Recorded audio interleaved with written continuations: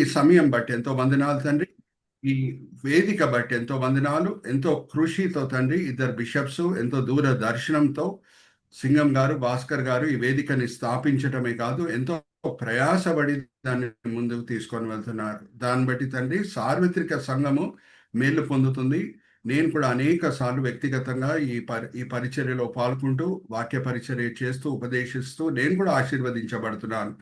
ఈ దినం తండ్రి ప్రతి విజ్ఞాపన ప్రార్థన మేమేం చేసి ఉన్నామో, సమాధానంతో కూడిన విజ్ఞాపన ప్రార్థన ప్రతిదీ కూడా మీ కృపా సింహాసనం చేరి ఉన్నదని మేము నమ్ముచున్నాం. ప్రత్యేకంగా ఈ దినం తండ్రి బిషప్ అమ్మగారు, ఎస్తర్మ గారు కొరకు మేము ప్రార్థన చేస్తున్నాం. రిపోర్ట్స్ అయితే చూచుటకు నార్మల్ గానే ఉన్నాయి, కానీ ఏమన్నా ఏ అనారోగ్యమన్నా దాగి ఉంటే తండ్రి దాన్ని ముట్టి మీరు స్వస్థపరచండి. పరమ వైద్యుడైన యేసు క్రీస్తు ప్రభు చేతిలో మేము ఎస్తరమ్మని అప్పచెప్తున్నాం. అలాగే రమణారావు గారి ఎల్డర్ డాటర్ ని కూడా మీ చేతిలో అప్పచెప్తున్నాం తండ్రి. ఆ బిడ్డ అనారోగ్యంతో బాధపడుతుండగా మీరు మాకు ఇచ్చిన అధికారం చొప్పున నజరైతైన యేసు క్రీస్తు నామమున ఆమె శరీరంలో నెమ్మది, సమాధానము, ఆరోగ్యము, బలము, స్వస్థత ప్రకటిస్తున్నాం. ఆ బిడ్డ పరిపూర్ణమైన ఆరోగ్యం పొందిన తర్వాత రమణారావు గారు అందరి ముందు మా సిపిఎం గ్రూప్ లో, ఆ వాట్సాప్ గ్రూప్ లో అందరి ముందు నించొని ఆయన సాక్ష్యం పంచుకునేటట్లు మీకు కృప చూపించండి. అవును, మేము మా ప్రార్థనల్ని దేవుడు విని ఉన్నాడు, మా కూతురికి స్వస్థత కలిగింది అని వాట్సాప్ గ్రూప్ లో ఒక పోస్ట్ పెట్టి మిమ్మల్ని మహిమపరిచేటట్లు మీకు కృప చూపించండి. కీర్తన గ్రంథం 50వ అధ్యాయం 15 వచ్చి మేము ఎత్తిపట్టి ప్రార్థన చేస్తున్నాం. కష్టకాలంలో మీరు నాకు మొరపెట్టండి, నేను మీకు సాయం చేస్తాను, అందరి ముందు మీరు నన్ను మహిమపరచండి అని చెప్పినట్లు తండ్రి, త్వరలో మేము మీ మహిమార్థమై చక్కని సాక్ష్యం వినబోతున్నామని విశ్వసిస్తూ ఈ మీటింగ్ ని, ఈ ప్రీచింగ్ ని మీ చేతులు అప్పచెప్తున్నాం. ఈ వినపంలో మేము యేసుక్రీస్తు పరిశుద్ధమైన వేడుకుంటున్నాం. ఆమేన్, ఆమేన్, ఆమేన్. క్రిస్ బ్రదర్ కూడా జాయిన్ అయి ఉన్నారు. మనము ఇంకొకసారి 2 తిమోతి 2వ అధ్యాయము 3-4 వచనాలు చదువుకొని మనం ముందుకు వెళ్దాము. తిమోతికి రాసిన పత్రిక పౌలు భక్తుడు 2 తిమోతి 2వ అధ్యాయము 3-4 వచనాలు. 3-4 వచనం. ఎస్. క్రీస్తు యొక్క మంచి సైనికుని వలె నాతో కూడా శ్రమను అనుభవించుము. సైనికుడెవడును యుద్ధమునకు పోవునప్పుడు తన్ను దండులో చేర్చుకొనిన వానిని సంతోష పెట్టవలెనని ఈ జీవన వ్యాపారములో చిక్కుకొనడు. మరియు జట్టి అయిన వాడు పోరాడినప్పుడు నియమ ప్రకారం పోరాడుకుంటే వానికి కిరీటము దొరకదు. Thank you Chris brother. ఇప్పుడు చందు బ్రదర్ మనకి స్లైడ్స్ చూపిస్తారు. నేను వాడినట్టు రైమింగ్ వర్డ్స్ మరి గుర్తు చేస్తున్నాను. అప్టైన్ ఇండిపెండెన్స్ ఎంత ముఖ్యమో, అలాగే sustain independence also is very important. Obtain కొరకు ఎంతో మంది పోరాడారు, ఎంతో మంది రక్తం కార్చారు. వాళ్ళని అందరినీ కూడా మనం జ్ఞాపకం చేసుకుంటాము ఇండిపెండెన్స్ డే దినమున. భగత్ సింగ్, చంద్రశేఖర్ ఆజాద్, అలాగే మన తెలుగు ప్రాంతంలో ఉన్న అల్లూరి సీతారామరాజు గారు, అన్ని కూడా మనం జ్ఞాపకం చేసుకుంటాం. వాళ్ళని మనం జ్ఞాపకం చేసుకోవాలి. మన ప్రేరేపణ కూడా మనం పొందాలి. మన హృదయాల్లో దేశభక్తిని కూడా మనము ఏం చేసుకోవాలంటే రిన్యూ చేసుకోవాలి. అలాగే మన కొరకు సరిహద్దుల్లో పోరాడే సోల్జర్స్ని కూడా మనము జ్ఞాపకం చేసుకోవాలి. ఎందుకంటే ఇండిపెండెన్స్ వచ్చేసింది. We have obtained it.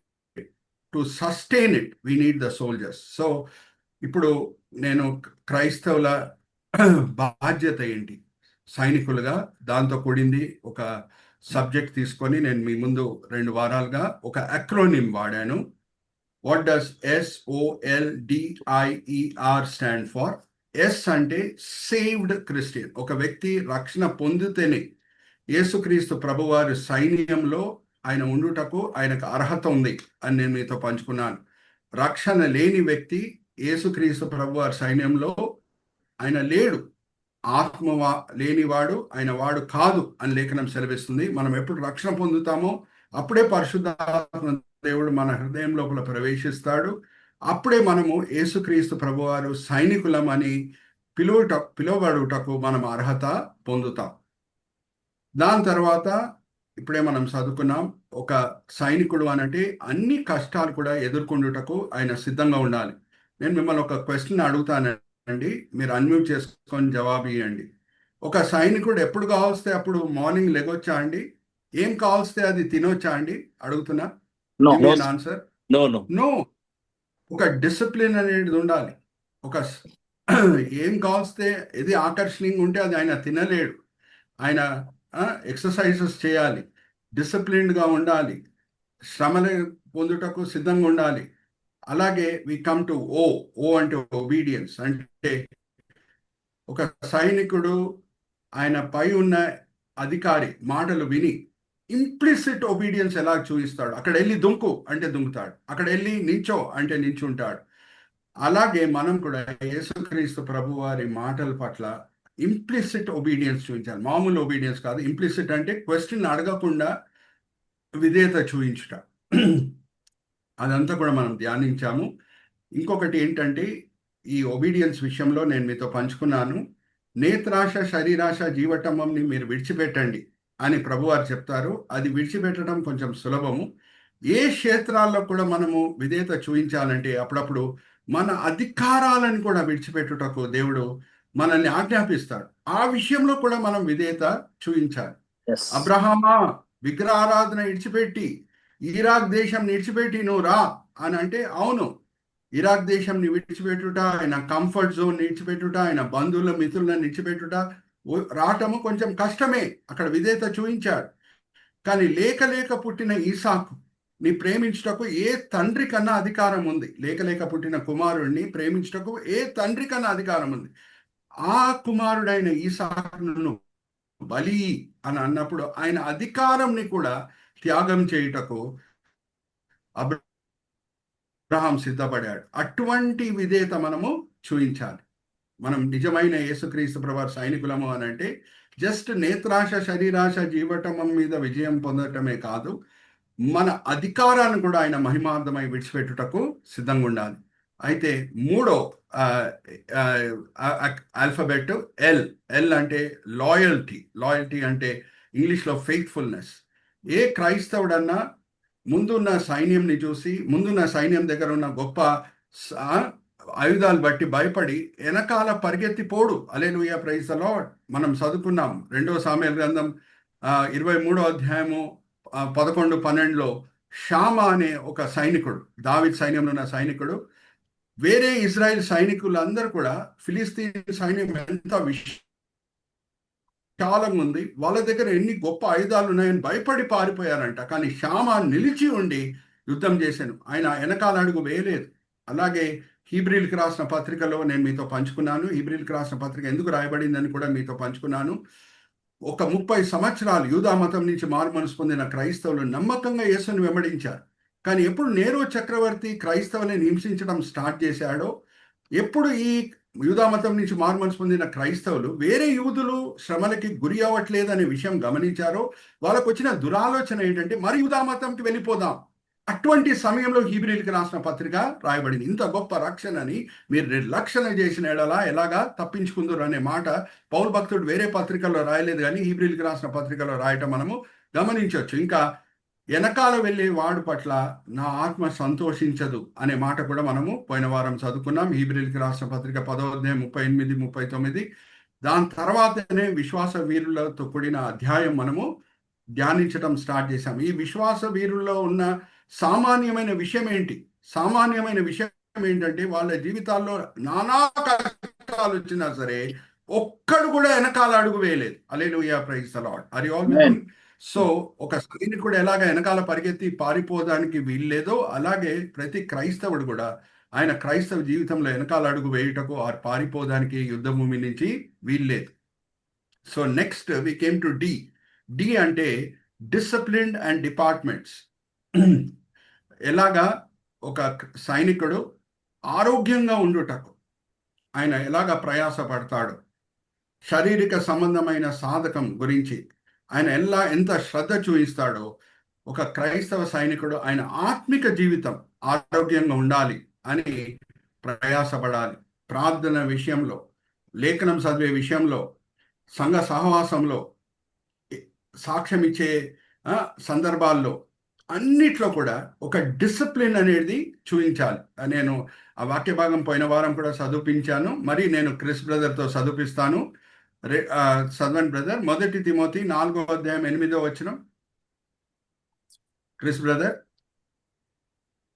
1 Timothy 4వ అధ్యాయం 8వ వచనం.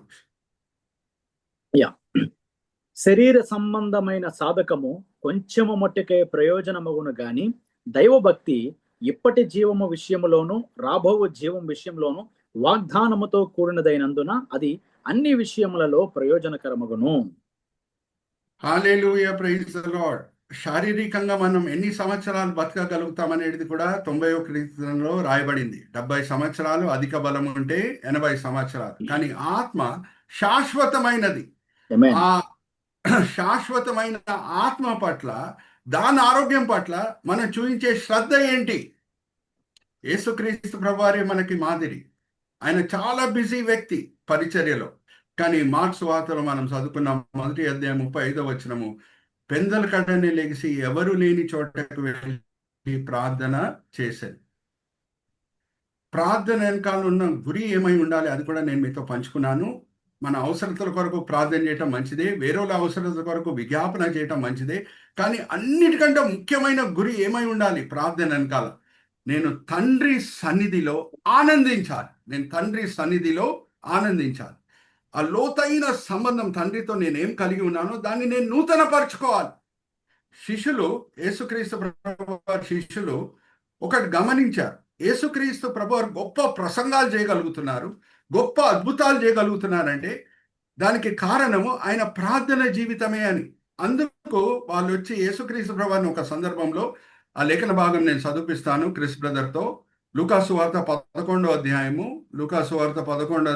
మొదటి 2 వచనాలు ఒక్కసారి చదివితే మనము అర్థం చేసుకోవచ్చు. శిష్యులు వచ్చి, ప్రభువా ఎలాగ మేము ప్రసంగించాలి నేర్పించండి అని అడగట్లేదు. ప్రభువా మేము ఎలాగ అద్భుతాలు చేయాలి నేర్పించండి అని అడగట్లేదు.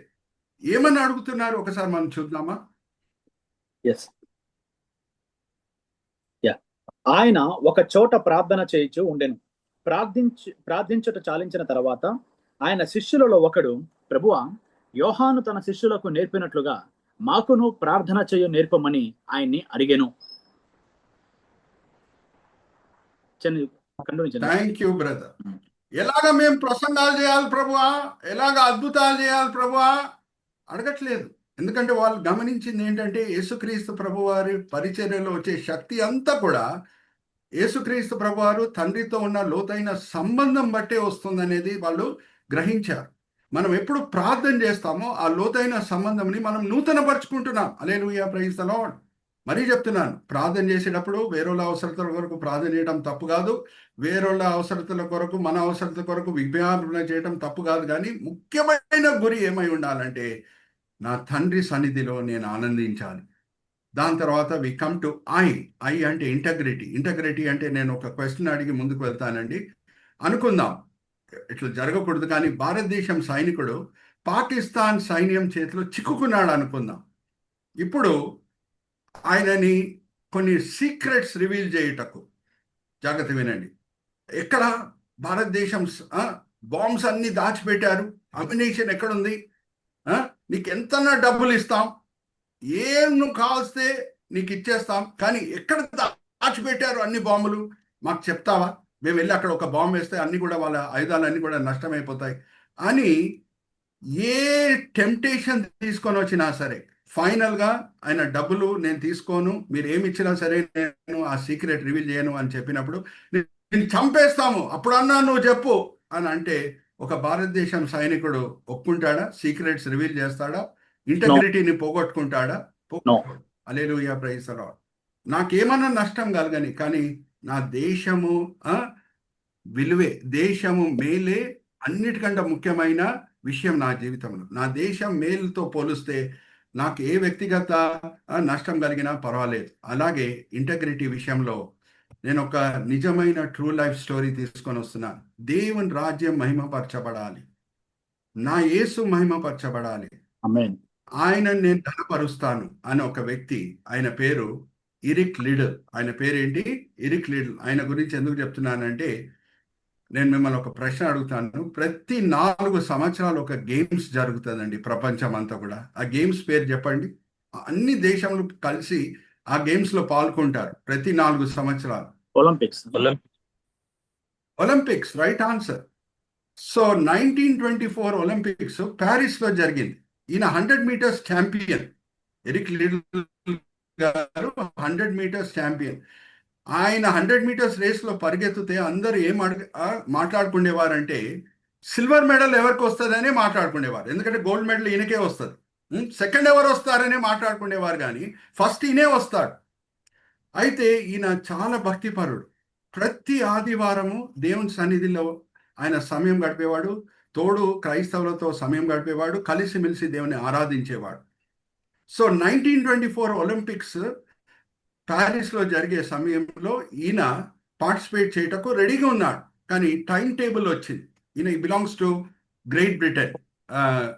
మీరు ఒక జ్ఞాపకం పెట్టుకోండి, క్రికెట్ ఆడేటప్పుడు స్కాట్లాండ్, ఐర్లాండ్, ఇంగ్లాండ్ విడివిడిగా కంట్రీస్ రిప్రజెంట్ వరల్డ్ కప్లో రిప్రజెంట్ చేయటం మనం చూస్తాం. కానీ ఒలింపిక్స్కి వెళ్ళినప్పుడు గ్రేట్ బ్రిటన్గా వాళ్ళు పాల్గొంటారు. అంటే స్కాట్లాండ్, ఐర్లాండ్, ఇంగ్లాండ్ మూడు కలిపితే great Britain, including Wales great Britain అని అంటారు.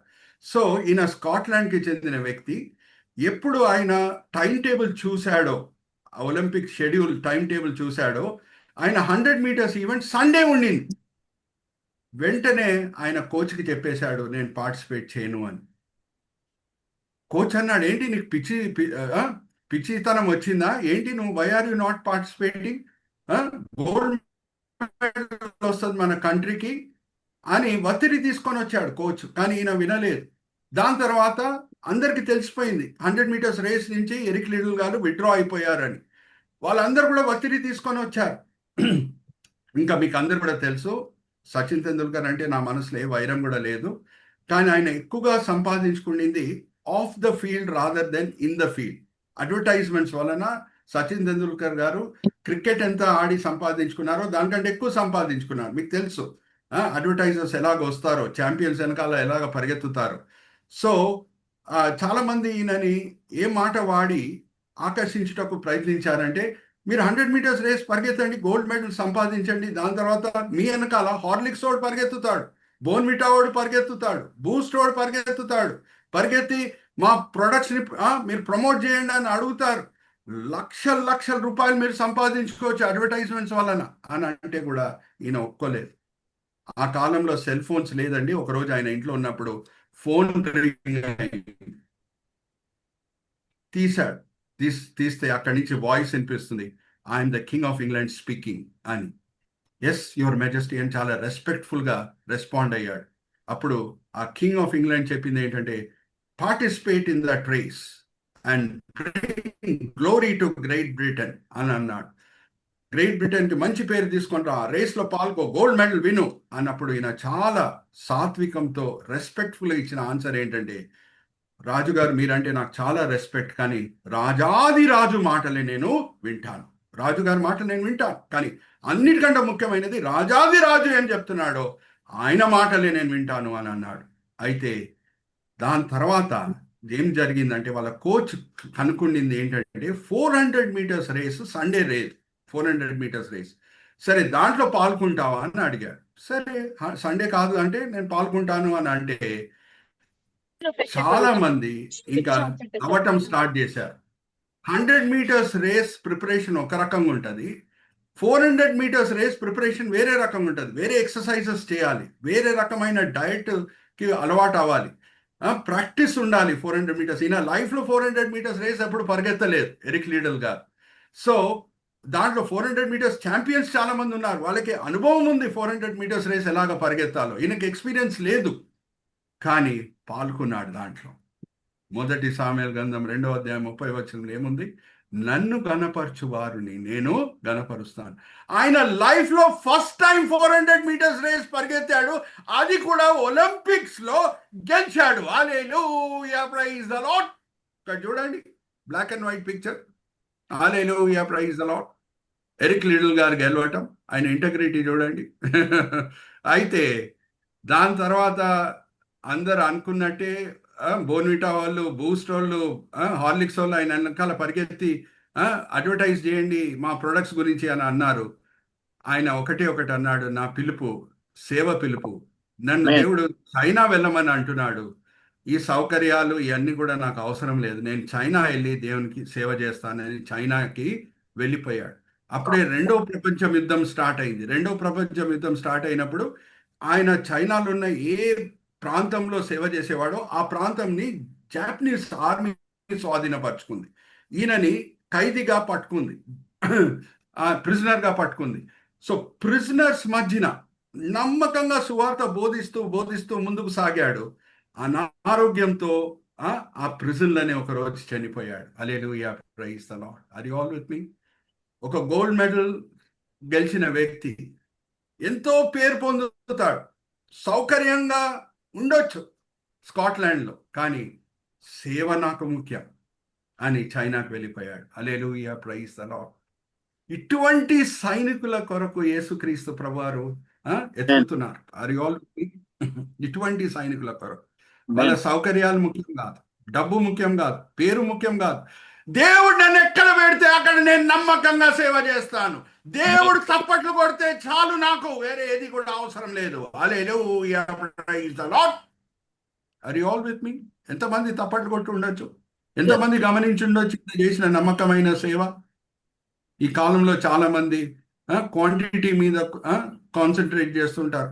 మా మీటింగ్కి లక్షల కొలది ప్రజలు వచ్చారని మీసాలు తిప్పుకుంటూ ఉంటారు, కాలర్లు ఎగరేసుకుంటూ ఉంటారు. దేవుడు మహిమపరచబడుతున్నాడా, అది ముఖ్యం. హల్లెలూయా, ప్రైజ్ ది లార్డ్. 10 మంది మన ముందు కూర్చొని ఉంటే, మరీ చెప్తున్నాను, 10 మంది మనం ముందు కూర్చొని ఉంటే 10,000 మంది ముందు మనం ఎంత ఉత్సాహంతో బోధిస్తామో, ఆ 10 మంది ముందు ఆ ఉత్సాహంతో బోధిస్తే దేవుని నామం మహిమపరచబడుతుంది. Hallelujah, praise the lord. Jesus is interested in quality more than quantity. Are you all with me? So జాగ్రత్త వినండి. ఇంటగ్రిటీ తర్వాత మనము నెక్స్ట్ ఆల్ఫాబెట్కి వస్తున్నాం. అదేంటంటే ఎక్విప్మెంట్. ఏ సైనికుడు అన్నా యుద్ధంకి ఆయుధాలు లేకుండా పోతాడండి? ఆయుధం ఇవ్వకుండా ప్రభుత్వం పంపిస్తుందా? పంపించదు. హల్లెలూయా, ప్రైజ్ ది లార్డ్. సో మనకి ఇవ్వబడిన ఆయుధం ఏంటి? ఒక్కసారి యెషయా గ్రంథం 59వ అధ్యాయం 21వ వచనం క్రిస్ బ్రదర్ చదివి వినిపిస్తారు. మనకి దేవుడు ఇచ్చిన ఆయుధం ఏంటి? యుద్ధంకి వెళ్తున్నామంటే ఆయుధం లేకుండా మనం వెళ్ళలేం. 59:21 యెషయా గ్రంథం. నేను వారితో చెయ్యు నిబంధన ఇది, నీ మీదనున్న నా ఆత్మయు, నేను నీ నోట నుంచిన మాటలను, నీ నోట నుండి, నీ పిల్లల నోట నుండి, నీ పిల్లల పిల్లల నోట నుండి ఈ కాలము మొదలుకొని ఎప్పుడునో తొలగిపోవు అని యెహోవా సెలవిచ్చుచున్నాడు. హల్లెలూయా, ప్రైజ్ ది లార్డ్. నేను చేయబోయే నిబంధన ఇది, అంటే నిబంధనతో కూడిన ప్రవచన, నా మాటలని నా ఆత్మని మీలో ఉంచుతాను. హల్లెలూయా, ప్రైజ్ ది లార్డ్. అందుకే word of God is the sword of the spirit అని ఎఫెసీయులకు రాసిన పత్రిక 6వ అధ్యాయం 17వ వచనంలో మనము చదువుకోవచ్చు. సాతానుడు ఏం చేసినా సరే మనల్ని తప్పుదారిలో తీసుకొని వెళ్ళుటకు, శోధించే సమయంలో, మనల్ని పాపం చేసే విషయంలో శోధించే సమయంలో మన దగ్గర ఉన్న ఆయుధం ఏంటి? పరిశుద్ధాత్మ దేవుడు మనతో పాటు ఉన్నాడు లోపల నుంచి బలపరచుటకు, సాతానుడు తంత్రాలని తట్టుకుండుటకు, ఆ తంత్రాలని గ్రహించుటకు ఆయన వాక్యంని మనకిచ్చి ఉన్నాడు. హల్లెలూయా, ప్రైజ్ ది లార్డ్. ఇప్పుడు యేసుక్రీస్తు ప్రభువారే మనకి మాదిరి సాతానుతో యుద్ధం చేసే విషయంలో. అరణ్యంలో పరిశుద్ధాత్మ దేవుడు తీసుకొని వెళ్ళిన తర్వాత 40 రోజులు ఉపవాసం ఉన్న తర్వాత సాతానుడు వచ్చి శోధిస్తున్నాడు. 3 శోధనలు వచ్చినాయి. 3 శోధనలను యేసుక్రీస్తు ప్రభువారు ఎలాగ తట్టుకున్నారు? రాయబడలేదా? శోధన వచ్చినప్పుడు మనిషి రొట్టె వలన కాదు కానీ దేవుని నోటి నుంచి వచ్చే ప్రతి మాట చేత జీవిస్తాడు. రాయబడలేదా? మరి రెండో శోధన వచ్చినప్పుడు అనవసరంగా తండ్రిని మనము శోధించకూడదు. మరి 3వ శోధన వచ్చినప్పుడు రాయబడలేదా? దేవుని తప్పితే వేరే ఎవరిని కూడా మనం పూజించకూడదని. 3 విషయాల్లో కూడా మనం గమనిస్తే యేసుక్రీస్తు ప్రభువారు లేఖనంని ఆధారం చేసుకొని సాతాన్ని ఎదిరించారు. హల్లెలూయా, ప్రైజ్ ది లార్డ్. మొదటి మాట ఎక్కడుంది? ద్వితోపదేశకాండం 8వ అధ్యాయం 3వ వచనం. రెండో మాట ఎక్కడుంది? ద్వితోపదేశకాండం 6వ అధ్యాయం 16వ వచనం. 3వ మాట ఎక్కడుంది? ద్వితోపదేశకాండం 6వ అధ్యాయం 13వ వచనం. ఆర్ యు ఆల్ విత్ మీ? లేఖనంని ఆధారం చేసుకొని ఇంకొక మాట కూడా నేను చెప్తున్నాను. ఒక బ్యూటిఫుల్ ట్రూ లైఫ్ కల్లారా లేఖనంలో ఉన్న ఎగ్జాంపుల్ మనం చూడొచ్చు. ద్వితోపదేశకాండం 8వ అధ్యాయం 3వ వచనం ఎవరు రాశారండి? మనిషి రొట్టె వలన కాదు కానీ దేవుని నోటి నుంచి వచ్చే ప్రతి మాట చేత జీవిస్తాడనే మాట ఎవరు రాశారు? ఫస్ట్ ఆఫ్ ఆల్ బైబిల్లో ఫస్ట్ మోజెస్. ఎట్టి చెప్పండి, మోషే. ఓకే, యేసు ఎలాగా అన్ని పాటించి బోధిస్తారో అలాగే మోషే కూడా పాటించి బోధించే వ్యక్తి. ఒకసారి తీద్దామా? నిర్గమకాండం 34వ అధ్యాయం 20వ వచనం నుంచి. నిర్గమకాండం 34వ అధ్యాయం 20వ వచనం నుంచి. సీనాయి కొండ దగ్గర ఉన్న మోషే. ఎక్కడి నుంచి గురించి?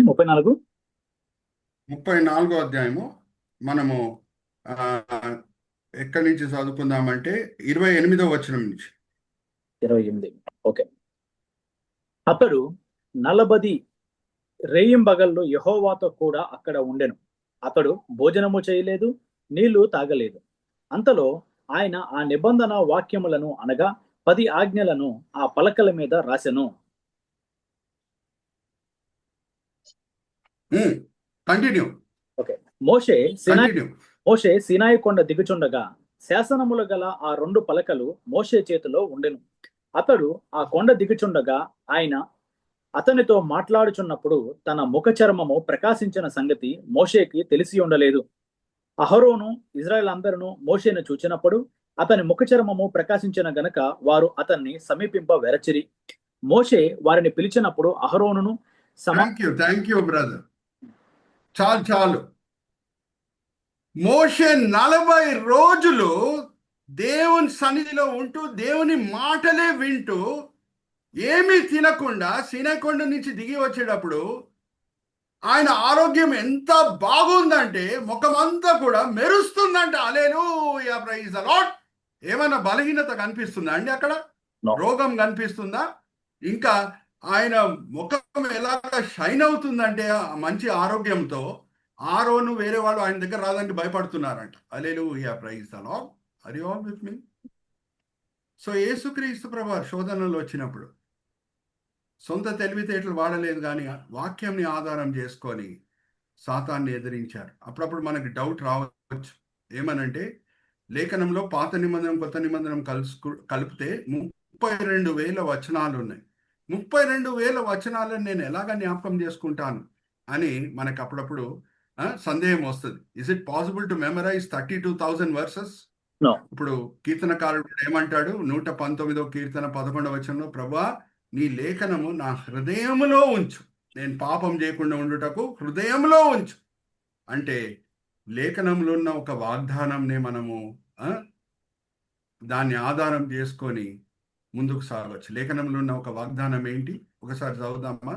యోహాను సువార్త 14వ అధ్యాయం 26, 27 చదవండి క్రిస్ బ్రదర్. 14వ అధ్యాయం యోహాను సువార్త 26, 27. నేను ఇచ్చే పరిశుద్ధాత్మ దేవుడు ఏం చేస్తాడంట? 26వ వచనం. ఆదరణకర్త అనగా తండ్రి నా నామమున పంపబో పరిశుద్ధాత్మ సమస్తమును మీకు బోధించి నేను మీతో చెప్పిన సంగతులన్నిటినీ మీకు జ్ఞాపకము చెయ్యును. హల్లెలూయా, ప్రైజ్ ది లార్డ్. మన బాధ్యత మనం నెరవేర్చాలి. ఆది కాండం నుంచి ప్రకటన గ్రంథం చదవటం మన పని. సరి అయిన వాక్య భాగం సరి అయిన సమయంలో గుర్తు చేయట అది పరిశుద్ధాత్మ దేవుని పని. Hallelujah, praise the lord. శోధనలో వచ్చినప్పుడు రాతే బాణంలో నీళ్లు నింపటం మన పని. దాన్ని ద్రాక్షారసంగా మార్చటం యేసుక్రీస్తు ప్రభువారి పని. ఆమేన్.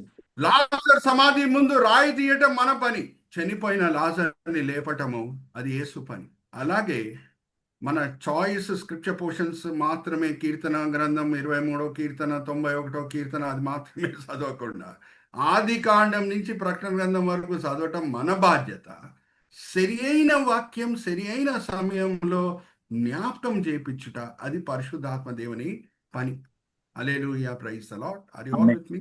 సో ఆయుధం లేకుండా యేసుక్రీస్తు ప్రభువారు నా యుద్ధంలో మీరు పాల్గొండి అని చెప్పట్లేదు. ఆర్ యు ఆల్ విత్ మీ? ఏమిచ్చి ఉన్నాడు?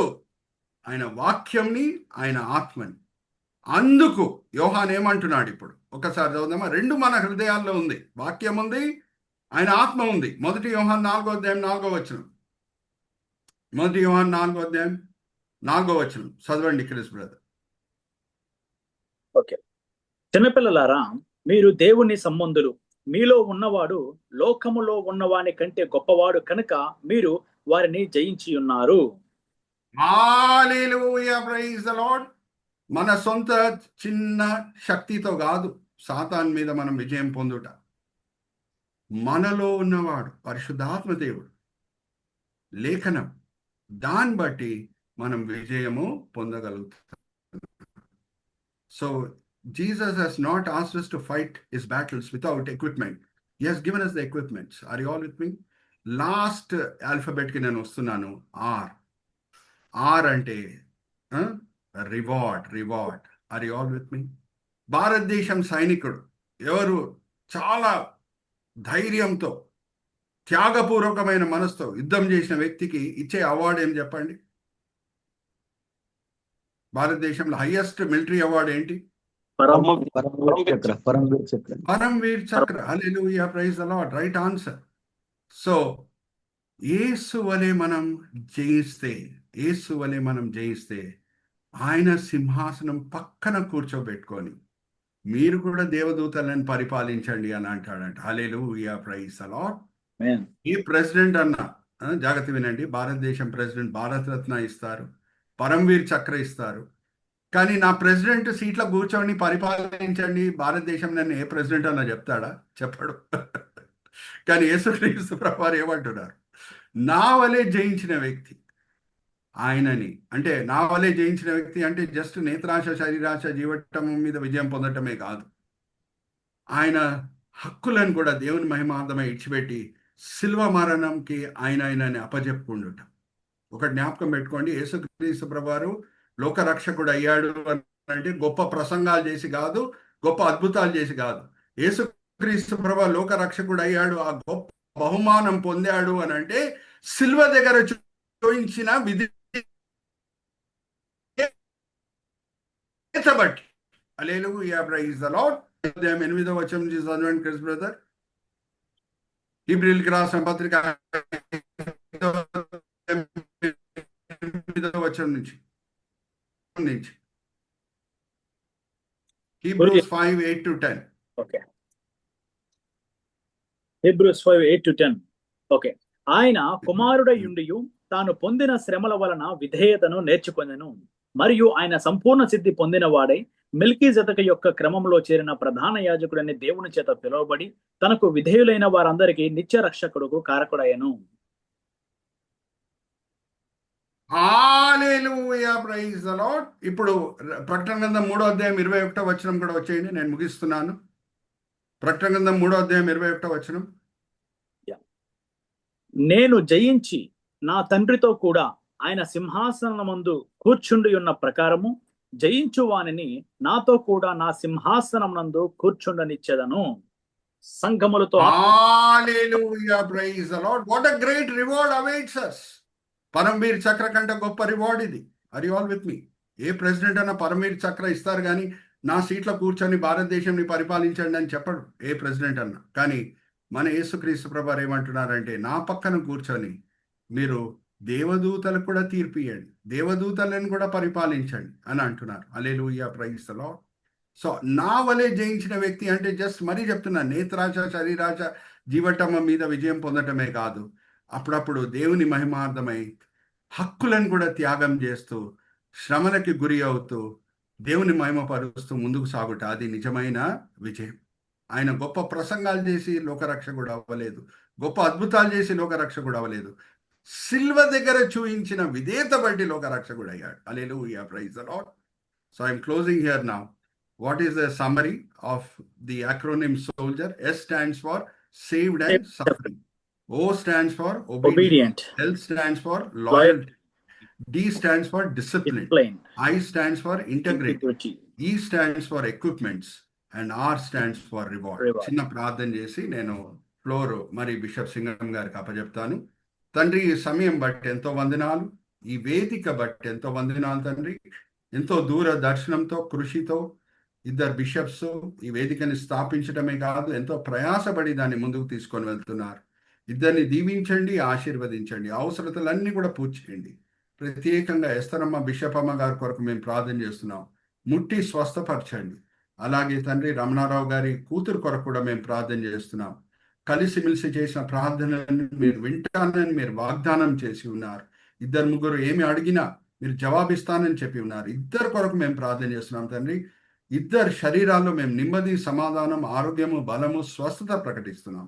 Yes lord. అలాగే తండ్రి ఈ దినము ఏమేం పాఠాలు మీరు మాకు నేర్పించున్నారు, మేము వినే వాళ్ళంగానే కాకుండా అమలు పరిచే వాళ్ళని మిమ్మల్ని అందరినీ సరిదిద్దండి. ఈ విన్నపములు మేము యేసుక్రీస్తు పరిశుద్ధమైన నామములో వేడుకుంటున్నాం. ఆమేన్, ఆమేన్, ఆమేన్.